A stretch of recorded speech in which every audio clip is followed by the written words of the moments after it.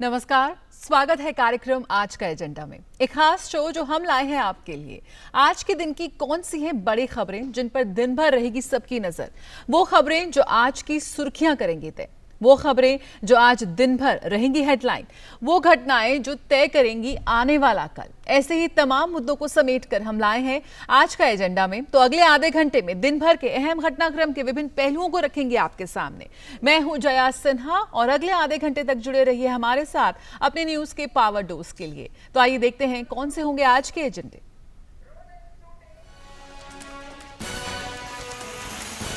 Police स्मृति दिवस के मौके पर प्रधानमंत्री नरेंद्र मोदी ने मातृभूमि और देशवासियों की रक्षा करते हुए अपने प्राणों को न्योछावर करने वाले पुलिस के रणबांकुरों को किया नमन। कहा, हमारे पुलिसकर्मी हर हालात में हमेशा बेहिचक देते हैं अपना सर्वश्रेष्ठ। केंद्रीय गृह मंत्री अमित शाह ने राष्ट्रीय पुलिस स्मारक पर बहादुर पुलिसकर्मियों को दी श्रद्धांजलि।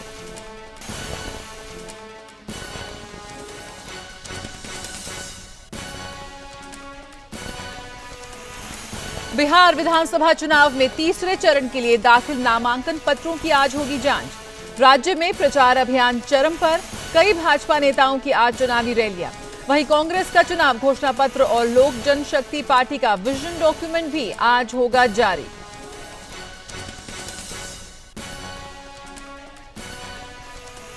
और देश सफलतापूर्वक लड़ रहा है कोरोना के खिलाफ जंग। स्वास्थ्य मंत्रालय ने कहा, सितंबर के अंतिम सप्ताह में ऑक्सीजन सपोर्ट वाले कोरोना मामलों में आई कमी। वहीं बिहार में चुनाव से पहले कोरोना की स्थिति की समीक्षा के लिए आज स्वास्थ्य मंत्रालय के विशेषज्ञों की एक टीम करेगी राज्य का दौरा।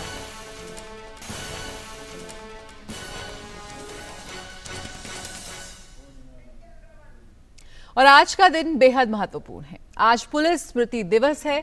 मातृभूमि और देशवासियों की रक्षा करते हुए अपने प्राणों को न्योछावर करने वाले पुलिस के रणबांकुरों को याद करने का दिन है। इस अवसर पर प्रधानमंत्री नरेंद्र मोदी ने ट्वीट करते हुए पुलिसकर्मियों को श्रद्धांजलि देते हुए कहा कि कानून और व्यवस्था संरक्षित करने से लेकर भयावह अपराधों को सुलझाने तक, आपदा प्रबंधन में सहायता से लेकर कोविड महामारी से लड़ने तक, हमारे पुलिसकर्मी हमेशा बेहिचक अपना सर्वश्रेष्ठ देते हैं। नागरिकों की सहायता के लिए उनकी कर्मठता और तत्परता पर हमें गर्व है।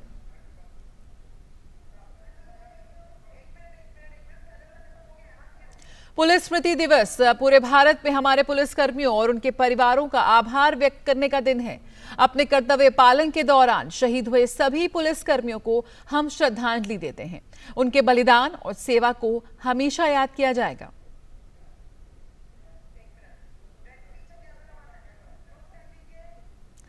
केंद्रीय गृह मंत्री अमित शाह ने आज दिल्ली स्थित राष्ट्रीय पुलिस स्मारक पर देश भर में ड्यूटी के दौरान अपना सर्वोच्च बलिदान देने वाले पुलिसकर्मियों को श्रद्धांजलि अर्पित की। इस अवसर पर गृह मंत्री ने परेड की सलामी भी ली। पिछले एक वर्ष में राज्य पुलिस बलों और केंद्रीय सशस्त्र पुलिस बलों के 264 कर्मियों ने ड्यूटी के दौरान अपने प्राण गंवाए हैं।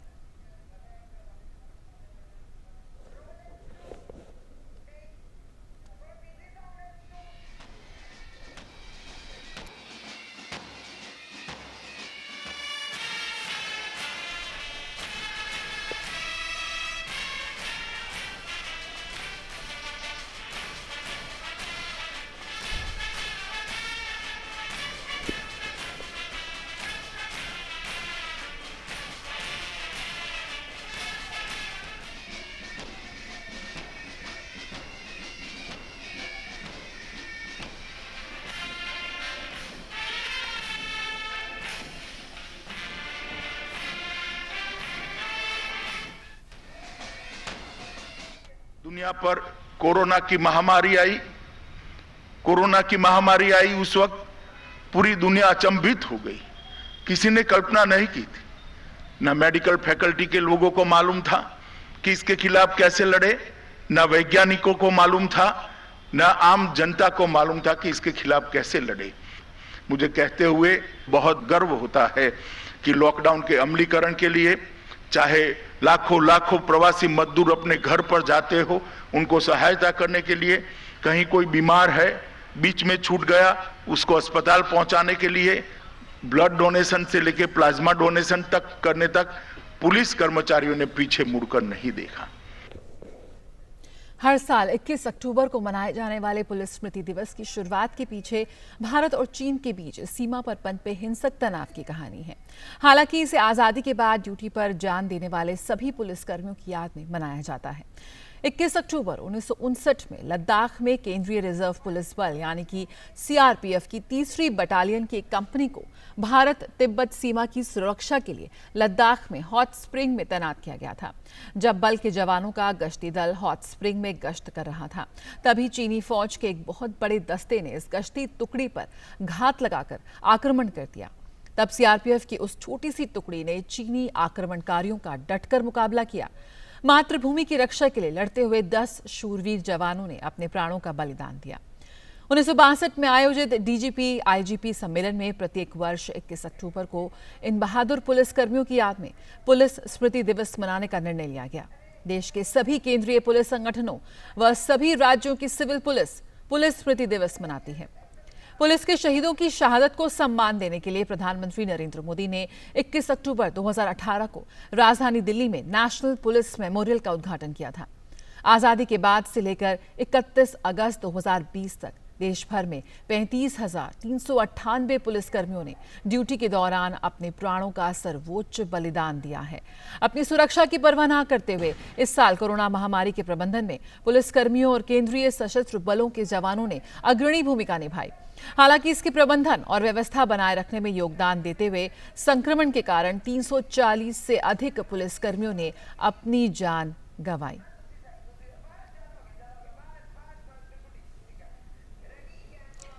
और हमारे साथ इस वक्त जुड़ चुके हैं सुधाकर दास। सुधाकर, गृह मंत्री ने कहा, आप देश को संभालिए, नरेंद्र मोदी सरकार आपको और आपके परिवार को संभालेगी। और हम देख रहे हैं कई तरह के कार्यक्रम चलाए जा रहे हैं मॉडर्नाइजेशन के, रिफॉर्म्स के, जिसके चलते सरकार जो पंक्तियों को बिल्कुल चरितार्थ कर रही है। किस तरह से देखते हैं, क्या कुछ कदम उठाए जा रहे हैं हमारी सरकार की ओर से इन पुलिस कर्मियों के लिए, इन रणबांकुरों के लिए? जी बिल्कुल जया, आपके सवाल का जवाब देने से पहले मैं ज़रूर बताना चाहूँगा, आज पूरे देश की तरफ से गृह मंत्री ने कृतज्ञ राष्ट्र की तरफ से शहीद पुलिस कर्मियों को यहाँ आकर सवेरे श्रद्धांजलि दी है। और निश्चित तौर पर अगर दिल्ली कोई आते हैं तो ये बहुत ही एक दर्शनीय स्थल है, ना सिर्फ अपनी पुलिस फोर्सेस के प्रति सम्मान जताने के लिए, बल्कि साथ ही साथ यहाँ आकर रिट्रीट समारोह भी शाम के वक्त कोई ना कोई अर्धसैनिक बल या पुलिस बल की तरफ से जो आयोजित किया जाता है वो देख सकते हैं। यहाँ एक पुलिस संग्रहालय भी है, दिल्ली के चाणक्यपुरी में है ये इलाका।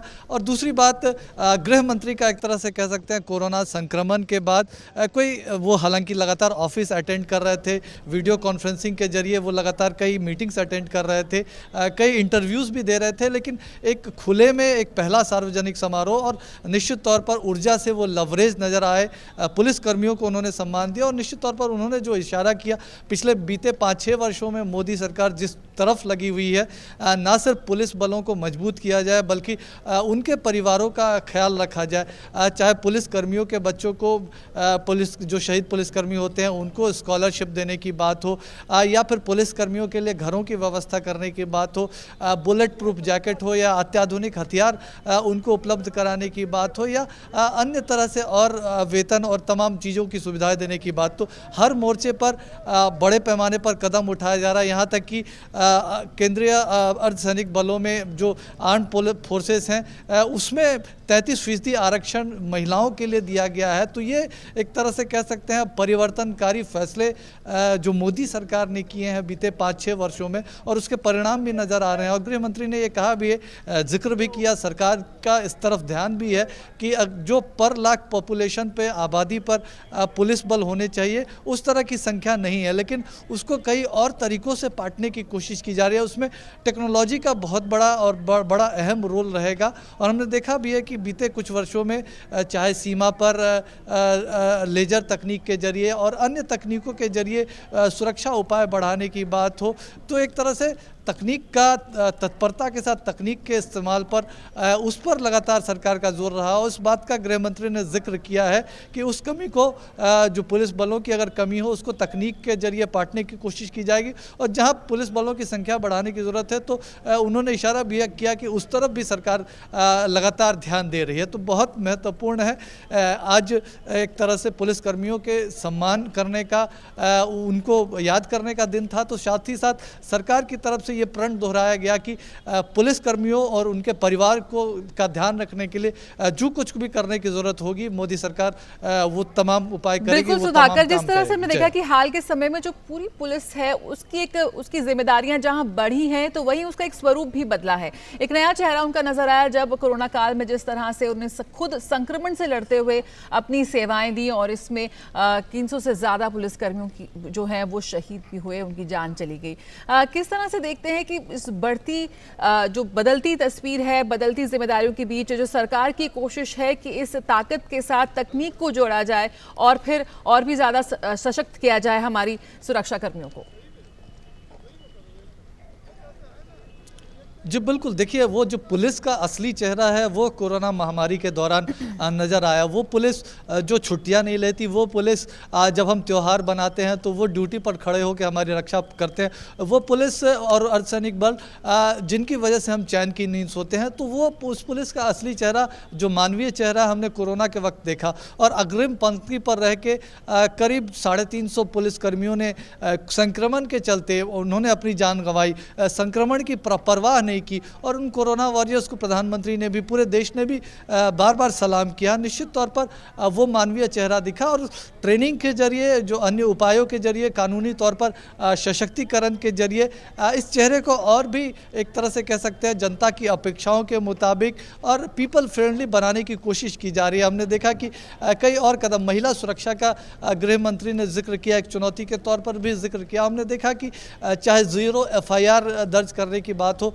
महिला सुरक्षा से जुड़े मसलों को लेकर, या फिर जो जघन्य अपराधों में कड़ी से कड़ी कार्रवाई करने की बात हो, पेरोल जैसे नियमों में किसी तरह की ढील ना दी जा सके, इस तरह के जघन्य कुकर्म करने वाले, तो वो तमाम प्रावधान किए गए। अब राष्ट्रीय रक्षा यूनिवर्सिटी हो या नेशनल फॉरेंसिक साइंस यूनिवर्सिटी हो, तो उसके जरिए रक्षा क्षेत्र, जो लॉ एंड ऑर्डर का क्षेत्र है, उसमें शोध बढ़ाया जा सके, ट्रेनिंग लोगों की जा सके, फॉरेंसिक जैसे विज्ञान के जरिए जो अपराध के मसले हैं उनका हल निकाला जा सके। तो उन तमाम चीज़ों पर जोर है, और एक अत्याधुनिक पुलिस फोर्स देश में तमाम राज्य पुलिस बलों को भी इसमें काफ़ी सहयोग किया जा रहा है। हमको पता है कि पुलिस मॉडर्नाइजेशन का फंड राज्य पुलिस बलों के आधुनिकीकरण के लिए खर्च किया जा रहा है, और जो हमारे तमाम ज़िले हैं, 700 करीब ज़िले, तो उन तमाम ज़िलों में तमाम पुलिस थाने, एक तरह से हमने देखा CCTNS का प्रोजेक्ट चलाया गया, जिसके वजह से ऑनलाइन जुड़े हैं तमाम थाने। 90% से ज्यादा हम देख रहे हैं कि एक बड़े बदलाव की ओर हम यहाँ बढ़ते नजर आ रहे हैं, और यही वजह है कि आज पूरा देश सलाम कर रहा है इनके सर्वोच्च बलिदान को, और आज ही नहीं हर रोज हम इनके योगदान को देखते हैं और नमन करते हैं।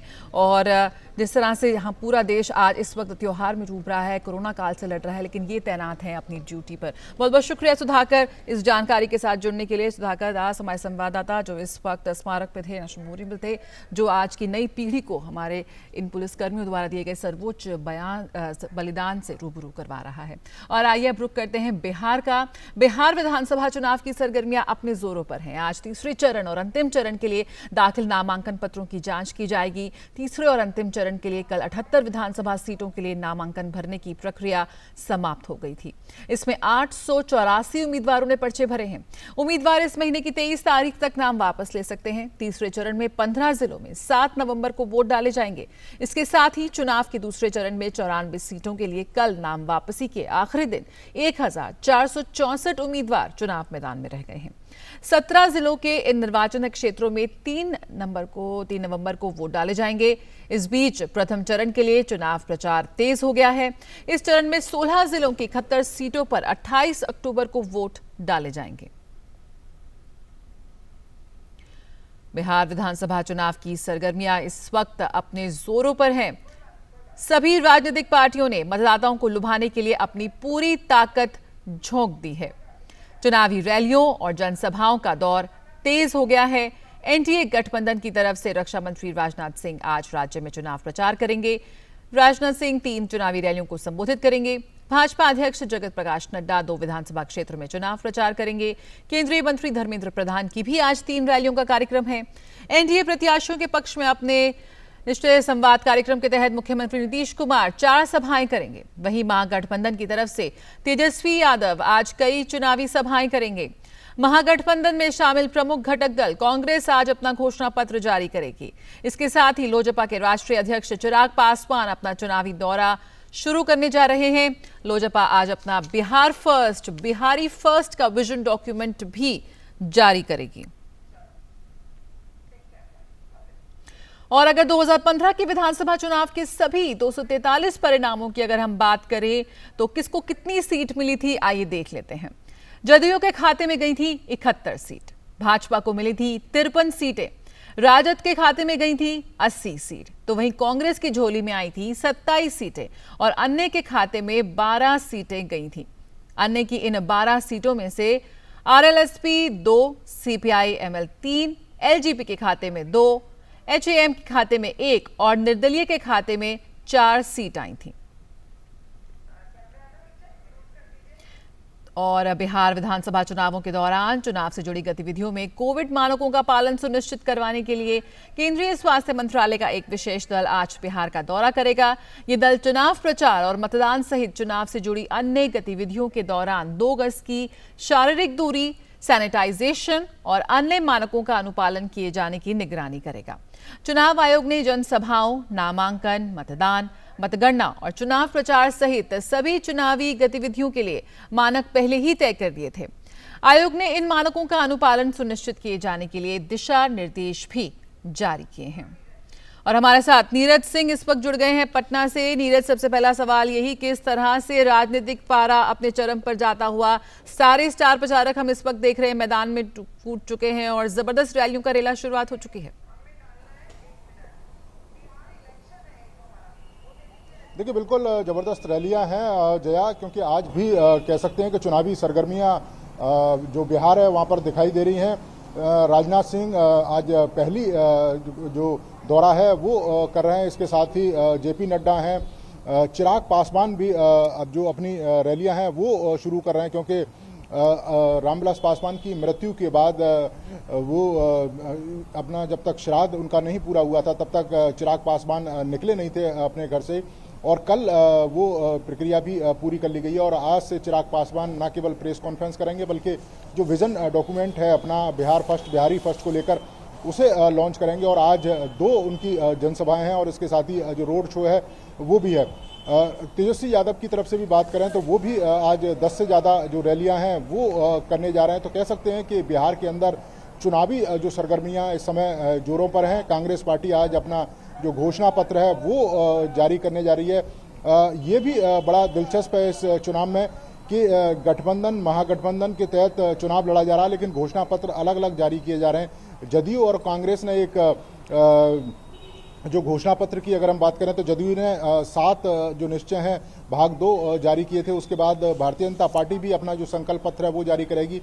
इसके साथ ही कांग्रेस और आरजेडी इन्होंने एक साझा जो पत्र है वो जारी किया था, लेकिन अब कांग्रेस अलग से जो अपना घोषणा पत्र है वो जारी कर रही है। तो कहीं ना कहीं ये दल एक दूसरे के साथ दिखाई दे रहे हैं, लेकिन फिर भी जो अपनी अपनी नीतियां हैं उसको लेकर जनता के बीच में है। प्रधानमंत्री की रैलियों को लेकर भी सरगर्मियां बढ़ी हुई हैं, क्योंकि नीतीश कुमार और प्रधानमंत्री दोनों ही जो मंच है वो साझा कर सकते हैं। तो कह सकते हैं कि इस समय बिहार का जो चुनावी पारा है बिल्कुल अपने पूरे सबाब पर है। बिल्कुल नीरज, अगर हम बात करें तो किस तरह के चुनावी समीकरण इस वक्त नजर आ रहे हैं? फर्स्ट फेज के लिए बहुत ही कम समय बचा है। कौन कौन से वीआईपी कैंडिडेट्स हैं जो इस वक्त मैदान में हैं और इस वक्त पूरी उन्होंने ताकत झोंक दी है इस वक्त वोटर्स को लुभाने के लिए?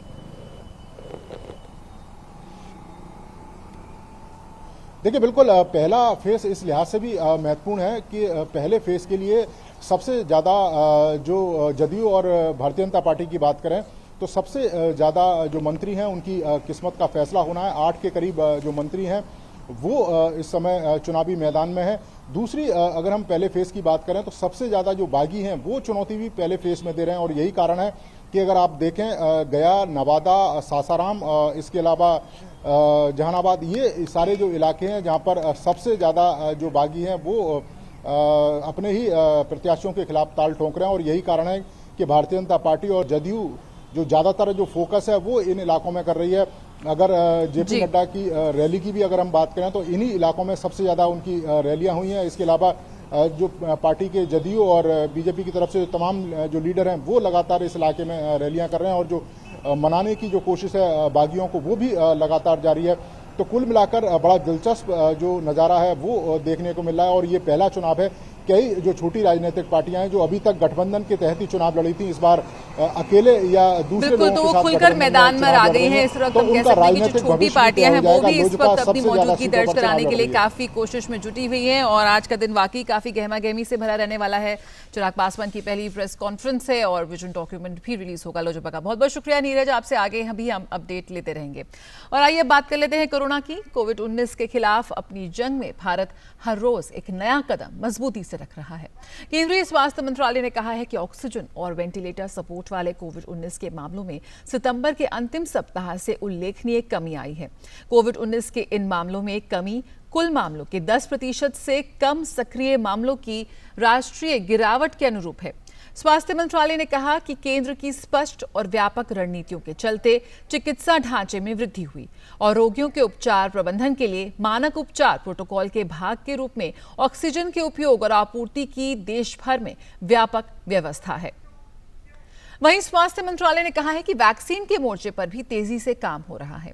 हालांकि संक्रमण से बचने के लिए मास्क पहनना अब भी सबसे जरूरी उपाय है। वैक्सीन की स्थिति पर स्वास्थ्य मंत्रालय का कहना है कि वैक्सीन देने का प्लान बन गया है और जनवरी से जुलाई तक किनको वैक्सीन दी जाएगी, कितने डोज में दी जाएगी, इन सब पर विचार हो रहा है। सक्रिय मामलों की संख्या में 10% से ज्यादा की गिरावट आई है। प्रति मिलियन जनसंख्या पर भारत में 310 मामले हैं, जो कि दुनिया के दूसरे देशों से कम हैं। आंकड़ों के मुताबिक देश में कुल सक्रिय मामलों की संख्या घटकर 7,48,538 रह गई है। सक्रिय मामलों में गिरावट के अलावा ठीक होने वाले रोगियों की संख्या में जबरदस्त बढ़ोतरी हुई। ठीक होने वाले रोगियों की संख्या 67 लाख को पार कर गई है। राष्ट्रीय रिकवरी दर बढ़कर 88.63% हो गई है। ठीक हुए नए रोगियों में से 78% मामले 10 राज्यों और केंद्र शासित प्रदेशों से हैं। कोरोना के खिलाफ मृत्यु दर 1% से कम लाने का लक्ष्य रखा गया है। टेस्ट भी तेजी से हो रहे हैं। अब तक 9 करोड़ से ज्यादा लोगों का टेस्ट हो चुका है।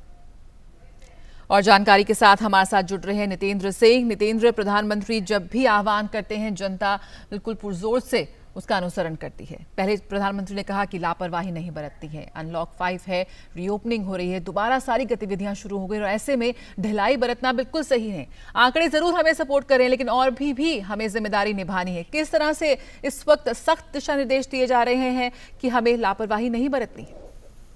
जी बिल्कुल जया, प्रधानमंत्री ने कल निश्चित तौर पे ये कहा है कि अभी हमें ढिलाई बरतने की बिल्कुल भी जरूरत नहीं है। ये अच्छी बात है कि आंकड़े हमारे फेवर में है। दिनों दिन जो केसेस हैं वो कम होते जा रहे हैं, लेकिन आने वाले दिनों में त्योहार है, त्योहार के बाद त्योहार के समय साथ साथ जाड़ा का मौसम है। ऐसे में बहुत एहतियात बरतने की जरूरत है और ये एहतियात सिर्फ 3 है जो बार बार हम अपने दर्शकों को बता रहे हैं कि अगर आप घर से बाहर निकल रहे हैं जरूरी काम से तो मास्क पहन करके निकले। उसके अलावा दूरी बना के रखे, 2 गज की दूरी वो बहुत जरूरी है, उसको बना के रखे और हाथ की सफाई नियमित रूप से करें। अगर कोई आप सरफेस या कोई टच करते हैं तो ये बहुत जरूरी है जब तक कि वैक्सीन ना आ जाए।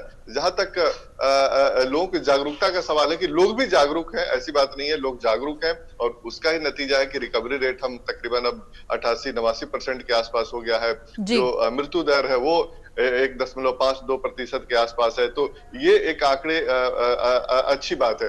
लेकिन जो सबसे अहम बात है कि अभी बिहार में चुनाव हो रहा है, वहां पर भीड़ देखने को मिले, इसीलिए आज जया केंद्रीय टीम को भेजा जा रहा है बिहार, जहां पर जो विशेषज्ञों का दल है वो वहां पर जाएगा और राज्य सरकार को एडवाइस करेगा, उनके जो कंटेनमेंट प्लान है उसको सुनेगा और उसके बाद अपनी जो इनपुट है वो बिल्कुल देंगे, नितेंद्र, ताकि हम देख रहे हैं कि आने वाले स्वास्थ्य दिनों में मंत्रालय इलेक्शन कई में और फ्रंट्स भी पे रैलियां काम होने कर रहा है। वाली हैं, बिहार जो जा रहे हैं बड़े-बड़े, जहां पर विशेष तैयारी की गई है, बिहार चुनाव के लिए, तो वहीं बंगाल भी एक टीम जा रही है। स्वास्थ्य मंत्री जो है वो मध्य प्रदेश के स्वास्थ्य मंत्री से भी बात कर रहे हैं। किस तरह से विभिन्न जो फ्रंटों पर यहाँ पर स्वास्थ्य मंत्रालय काम करता रहा है और जहां पर विशेष जरूरत है वहां के लिए खास ध्यान रखा जा रहा है। वहाँ फेस्टिवल हो रहा है, काफी बहुत धूमधाम से बंगाल में दुर्गा पूजा मनाया जाता है। ऐसे में वहां भी जरूरी है कि वहां के लोग भी सतर्क और सजग रहें। बिल्कुल नितेंद्र, जिस तरह से आप बता रहे हैं कि बिहार में विशेष तैयारी के लिए स्वास्थ्य मंत्रालय की टीम जा रही है, जो स्वास्थ्य मंत्रालय कई डिफरेंट फ्रंट्स पर यहाँ पर काम कर रहा है। बंगाल भी एक टीम जा रही है, मध्य प्रदेश में भी बातचीत कर रहे हैं स्वास्थ्य मंत्री। किस तरह से देख रहे हैं कि इस वक्त जो विशेष तैयारी की जरूरत है स्वास्थ्य मंत्रालय उस पर भी ध्यान दे रहा है? जी बिल्कुल, देखिए आज के एजेंडे की जहां तक हम लोग चर्चा करें तो आज करीब 2 बजे केंद्रीय स्वास्थ्य मंत्री, मध्य प्रदेश के स्वास्थ्य मंत्री और वहां के जो प्रिंसिपल हेल्थ सेक्रेटरी हैं और जितने भी डिस्ट्रिक्ट मजिस्ट्रेट हैं, जिलाधिकारी हैं, उनके साथ वीडियो कॉन्फ्रेंसिंग के जरिए बातचीत करेंगे और उसमें मध्य प्रदेश में क्या कुछ तैयारियां हैं कोविड को लेकर के और आने वाले फेस्टिवल को लेकर के या जाड़े में किस तरह की तैयारी है, तो उस पर विस्तार से बातचीत होगी। जिलाधिकारी से सीधे बात करेंगे स्वास्थ्य मंत्री और उनकी फीडबैक लेंगे कि उनको क्या जरूरत है, केंद्र की तरफ से क्या मदद चाहिए, ये भी ये बताया जाएगा। जो स्वास्थ्य मंत्री ने एक सिलसिलेवार तरीके से शुरुआत इसकी की है कि हर राज्य से वो बात कर रहे हैं। सबसे पहले उन्होंने गुजरात से बात की थी, आज मध्य प्रदेश से बात हो रहा है, कल और राज्य से बात होगी। वो इसलिए भी हो रहा है क्योंकि जो प्रधानमंत्री ने अपील की है लोगों से कि आप जन आंदोलन का रूप इसको खड़ा करना है, क्योंकि जो मास्क पहनना बहुत जरूरी है और ऐसे में फेस्टिवल के सीजन में सब लोग मास्क पहने। तो प्रशासन की तरफ से क्या कुछ तैयारियां की जा रही है, इसको लेकर के मध्य प्रदेश सरकार को जो केंद्रीय स्वास्थ्य मंत्री और उनकी जो अधिकारियों की टीम बैठेगी तब उनसे विचार विमर्श करेगी, उनकी समस्याओं को सुनेगी। लेकिन कल एक प्रेस कॉन्फ्रेंस जो हुआ था जया स्वास्थ्य मंत्रालय का, उसमें एक बात जरूर कहा गया था कि जिनको अगर कोरोना हो चुका है, अगर वो ठीक भी हो गए हैं, तो ये न माने कि वो दोबारा उनको संक्रमण नहीं होगा। बिल्कुल, बहुत ही अहम ये बात है कि आपको बिल्कुल भी लापरवाही नहीं बरतनी है। अगर आप एक बार कोरोना को हरा चुके हैं तो ऐसा नहीं है कि आप हमेशा के लिए कोरोना से इम्यून हो गए हैं। बिल्कुल कोरोना के खिलाफ हमारी जंग जारी है, इस वक्त हम उसमें सफल हो रहे हैं, काफी अच्छे कदम उठा रहे हैं, सरकार की रणनीतियां भी हमारे साथ काम कर रही हैं, लेकिन अभी भी लापरवाही नहीं बरतनी। बहुत बहुत शुक्रिया नितेंद्र, अभी समय इतना ही है, आपसे फिर बातचीत करेंगे। तो इसी के साथ आज के एजेंडा में इतना ही। आज का दिन काफी हलचल भरा रहने वाला है। बिहार विधानसभा चुनाव में भी काफी जोर शोर से प्रचार में जुटे हुए हैं, तो वहीं कोरोना के खिलाफ हमारी जंग भी और भी जारी है। त्योहारी मौसम है, इसलिए लापरवाही नहीं बरतनी है, शारीरिक दूरी का हमें पालन करना है, 2 गज दूरी हमें बनाए रखनी है और हमेशा अपने मुंह और नाक को ढक के रखना है। जी हाँ, इस वक्त आज के एजेंडा में इतना ही, लेकिन खबरों का सिलसिला जारी रहेगा। फिलहाल मैं इस सैनिटाइज स्टूडियो से बाहर जा रही हूँ, इसलिए मैं भी अपना मास्क पहनूंगी। और याद रखें, डीडी न्यूज का एक विशेष इनिशिएटिव है मास्क अप इंडिया, तो मास्क पहने रहें और कोरोना के खिलाफ जंग लड़ते रहें, सुरक्षित रहें। डीडी न्यूज देखते रहें। फिलहाल नमस्कार।